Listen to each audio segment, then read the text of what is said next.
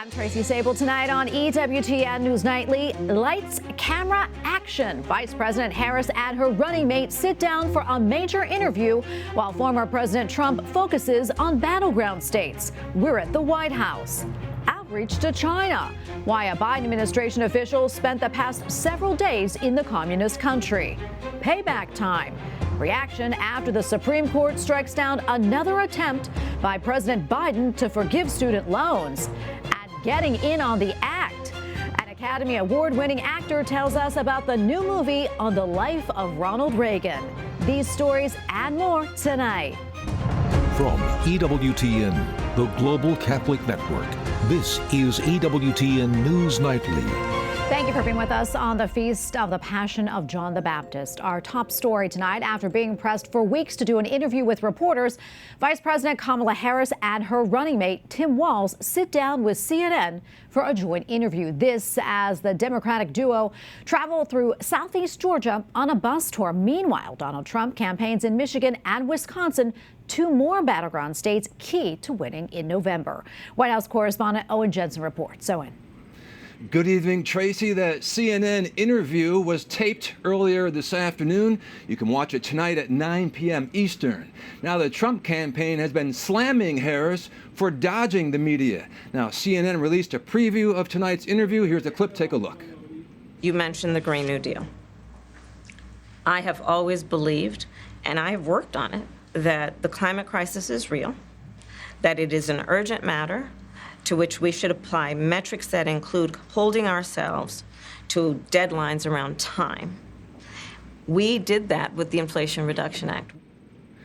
As for the GOP nominee, Donald Trump planned events today in Michigan and Wisconsin, including a town hall moderated by former Democratic Representative Tulsi Gabbard, who endorsed him in Detroit just recently. It'll be Trump's first visit to Wisconsin since the Republican National Convention.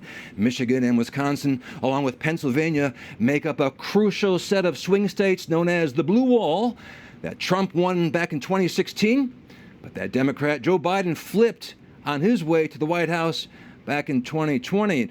Also, former President Donald Trump is calling a new Fox News poll atrocious. It shows a close presidential race in the critical Sunbelt states of Arizona, Georgia, Nevada, and North Carolina. And regarding that interview tonight on CNN with Harris and Walz, it'll give Americans an opportunity to see her in an unscripted environment. Of course, that comes with risks for any politician running for office, including the presidency. Tracy? Well, Owen, no doubt whomever wins in November will have plenty of international challenges to deal with, including Ukraine, Gaza, and China. And speaking of China, we know the U.S. and China just held a key meeting. What was the goal there? Yeah, that's right, Tracy. Today, Jake Sullivan, the National Security Advisor to President Joe Biden, met with Chinese President Xi Jinping in China. Those leaders want to keep the tensions between both countries from spiraling into a conflict. Under President Biden's leadership, the United States has and will continue to advance its interests and values, look out for its friends. And as we do, we believe that competition with China does not have to lead to conflict or confrontation. The key is responsible management through diplomacy. Now, China and the U.S. have grown at odds over a range of issues: trade, China's claims over the South China Sea, Taiwan, and industrial policy on electric vehicle and solar panel manufacturing. And with a new U.S. president arriving in January, just 4 months from now or so, both governments are eager to keep relations stable ahead of the transition of power. And also, Tracy Sullivan said that the U.S. remains, quote, deeply concerned about China's support for Russia's defense industrial base. It's possible, Tracy, that Xi and President Biden could talk on the phone in the coming weeks and possibly even meet in person at a couple of upcoming summits. Tracy? All right. Thank you, Owen. Owen Jensen reporting for us from the White House tonight. Thank you again. While the U.S. Army issued a rebuke of former President Trump's campaign, at issue is an incident at Arlington National Cemetery that took place on Monday. The incident took place at a ceremony for Gold Star families on the anniversary of the Afghanistan withdrawal and deadly bombing at Abbey Gate. In a statement, the Army says the event was political and a cemetery employee was pushed aside, calling it unfortunate. The Army also says that it considers the matter closed. The Trump campaign so far has yet to respond. The former president attended the ceremony as a guest of the families of the 13 service members killed at Abbey Gate. While the U.S. Supreme Court declined to revive President Joe Biden's student debt relief plan, the move boosts Republican-led states that have sued to block it, saying that it is unconstitutional. The decision now puts the loan relief program in jeopardy. Capitol Hill correspondent Eric Rosales joins us now with more. Eric. Well, good evening, Tracy. Yes, the SAVE Act is designed to lower monthly payments for millions of borrowers and speed up loan forgiveness for thousands more. That's now on hold after the justices ruled that the case must go back to a lower court. Now, this isn't the first time that the Biden administration has tried to cancel student debt. Last year, the High Court ended up blocking a similar plan from the president. In the High Court's brief, the justices turned down a request from the Biden administration to put the student loan relief plan back in play after a lower court paused it this summer.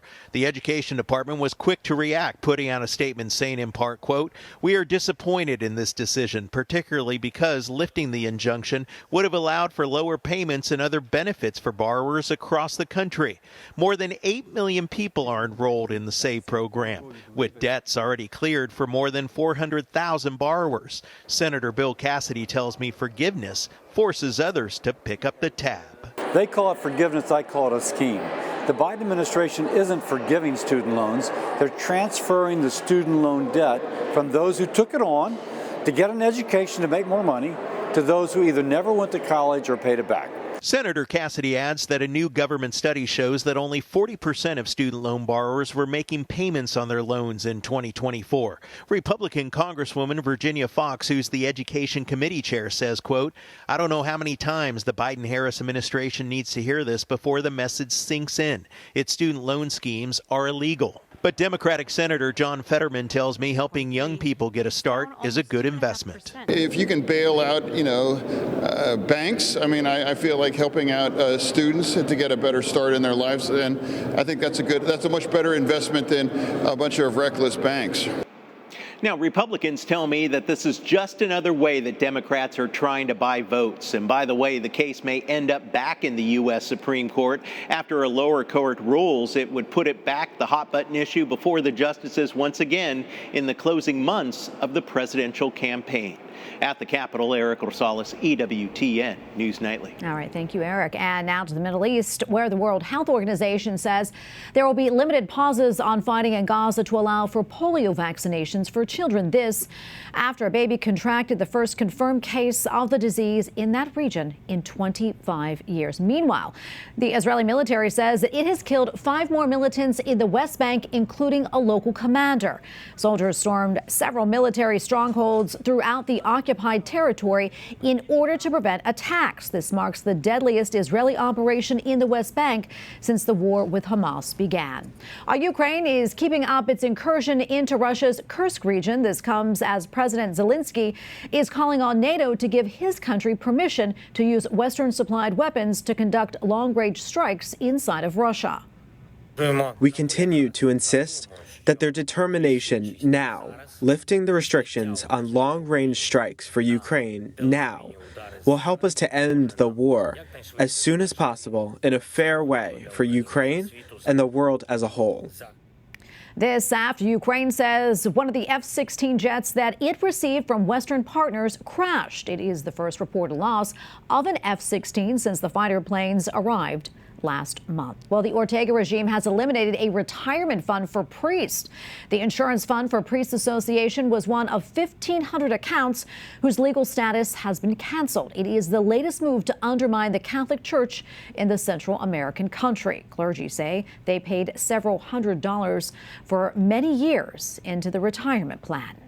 And now to Hong Kong, where 2 journalists have been convicted in a landmark sedition case. The former editor-in-chief of Stan News and another former editor had pleaded not guilty to conspiracy to publish seditious materials. It was the first trial involving the media in the former British territory since it returned to Chinese rule in 1997. Stan News was one of the city's last media outlets that openly criticized the government. At least 3 people are dead as a typhoon makes landfall in southern Japan. Tropical storm Shan Shan brought strong winds and nearly 2 feet of rain. The rainfall was more than the average for the entire month of August. Close to 170,000 households are now without power. However, in a glimmer of good news, the storm is losing strength as it makes its way across the mainland. And we have a lot more still to come here on EWTN News Nightly, including the name game. A closer look at the efforts by Robert F. Kennedy Jr. to be on the ballot in the state of New York.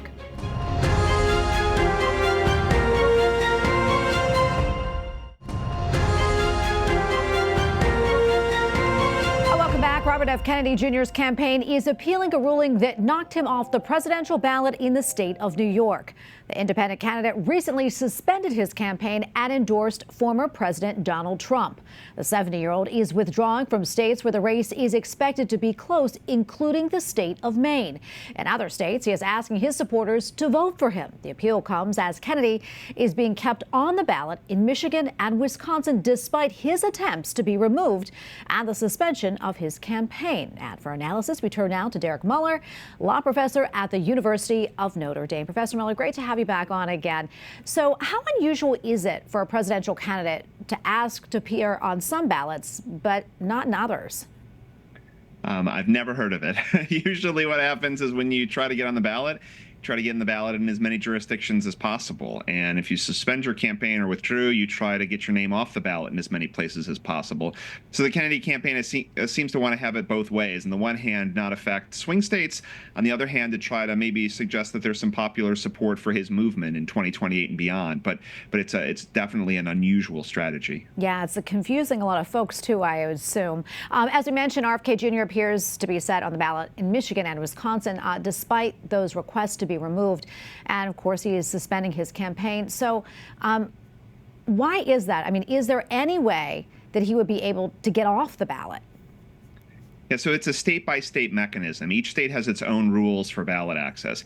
In Michigan, he's actually the nominee of a minor party called the Natural Law Party. And there are rules that say the party has to have its convention before the primary election that happened in August in Michigan.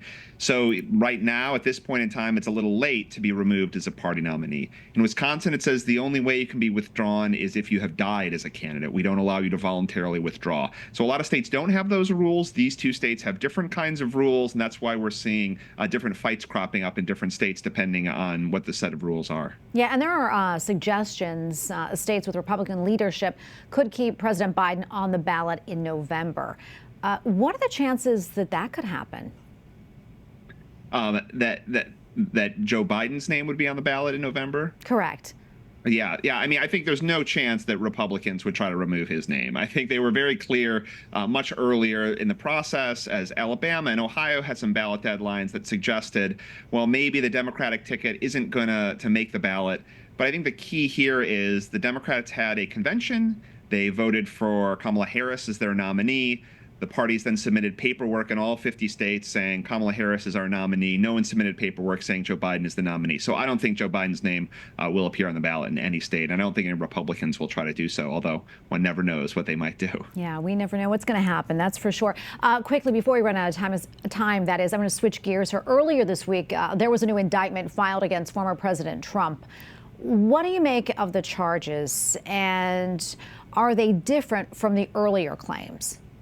Right. So this summer, the Supreme Court said that official acts of the president can't be subject to criminal prosecution, but unofficial acts could be. And while it said that certain acts that Trump engaged in back in 2020 were official acts, pressuring his attorney general, for instance, a lot of other things, it was at least up for debate. and the Supreme Court didn't close the door. So this new indictment tries to look at that Supreme Court ruling, says, okay, we can't talk about some of these things, but we've at least left the door open for a lot of other things. So I would say that the new indictment tweaks and modifies some of the charges, but the heart of the charges are largely the same, and I think a lot of the arguments will be the same between Trump and the special counsel Smith in the near future. All right, always great to get your insights. Thank you so much, Professor. Thank you. Up next on EWTN News Nightly, portrayal of a president. An Academy Award-winning actor takes us inside the new movie about Ronald Reagan.